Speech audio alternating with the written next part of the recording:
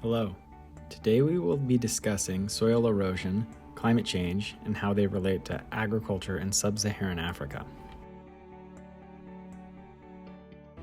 Africa has historically been in danger of high levels of erosion. In fact, in 2012, Africa was estimated as having the highest soil erosion rates worldwide due to high rainfall erosivity and conversion of forest to croplands. Soil erosion primarily is driven by water and wind. As soil is lost, the remaining topsoil can lose its ability to hold nutrients and moisture, which can dramatically reduce crop emergence, growth, and yield. If too much erosion occurs, an area can lose its usefulness for crop production. Once soil loses the ability to absorb water, floods and areas of standing water can increase. These events can also delay or impede planting new crops.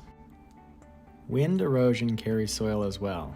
Wind can remove topsoil and reduce moisture and nutrient holding ability. Very strong winds, in addition to arid soils, can cause destructive dust storms.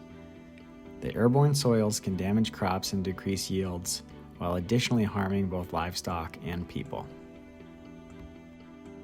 The forces that drive erosion are getting stronger with climate change. There is consensus that climate change will increase flood and drought frequency across Sub-Saharan Africa. There's increasing frequency of droughts, dust storms have become more intense, and those impacts are being felt by farmers. Floods have also increased as a result of climate change.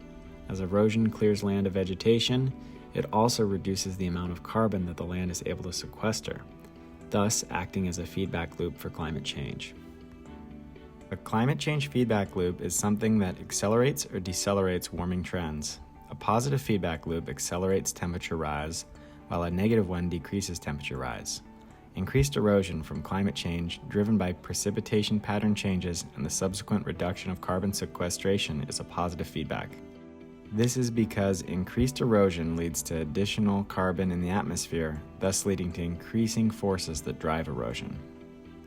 While more information about the Africa Climate Week can be found in our video on global climate change initiatives, some of the information presented during that event from the Review of Forest and Landscape Restoration in Africa 2021 showed that more needs to be done to harness the continent's opportunity to restore land for sustainable production, shield livelihoods, and combat climate change. The review found that up to 65% of productive land is degraded, while desertification affects 45%.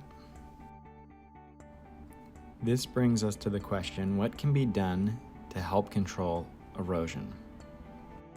The first technique we will introduce is building soil organic matter. Decomposing plant and animal material is the input that turns into organic matter, which has for the most part already undergone decomposition. Organic matter is relatively stable in soil, meaning it is no longer decomposing at a fast rate. Not only can organic matter be a supply of nutrients, but it can act as a glue that binds soil together.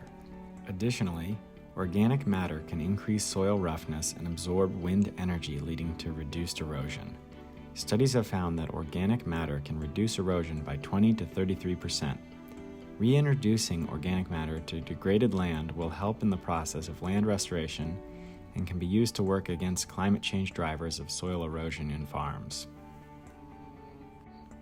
Another strategy to help control soil erosion is to plant vegetation.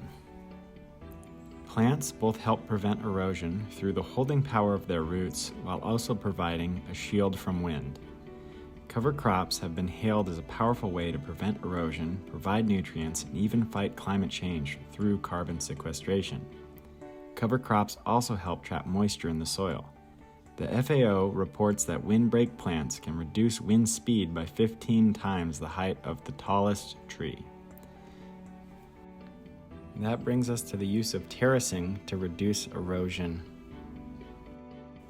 Many smallhold farmers in Africa work on hillside plots, which are at increased risk to soil erosion. One strategy to combat erosion on hillsides is the use of terraces. The use of terraces can also increase organic matter within soil. Research has found that given increasing rain intensity as a result of climate change, Terracing at current levels will be less effective at reducing soil erosion risk in the future than at the present day. More extensive soil management will be required to control soil erosion and reduce its negative impacts on agriculture. Here we see a web page by the Research Program on Climate Change, Agriculture, and Food Security that captures the benefits of terracing in East Africa.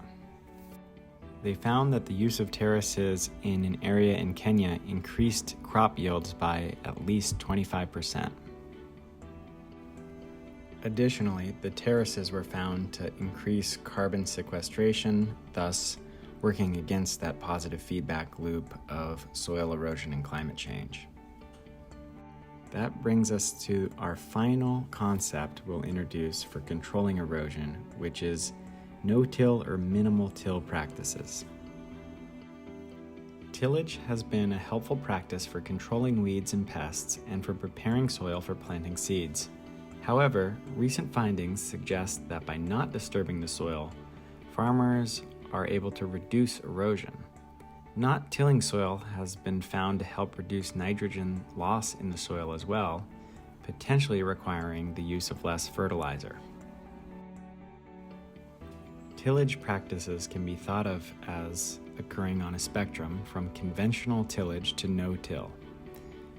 Conservation tillage is when at least 30% of plant residue remains on the field following harvest. Reduced tillage can also help farmers in the face of drought, as their soil is able to maintain more moisture. Here we see the website of the FAO's Global Soil Partnership. In addition to more information regarding soil erosion, the website also covers many other topics related to soil. If you are interested in learning more, this website is a great place to start. Thank you for watching, and we hope you have learned some more about soil erosion, climate change, and their connection to agriculture in Sub-Saharan Africa.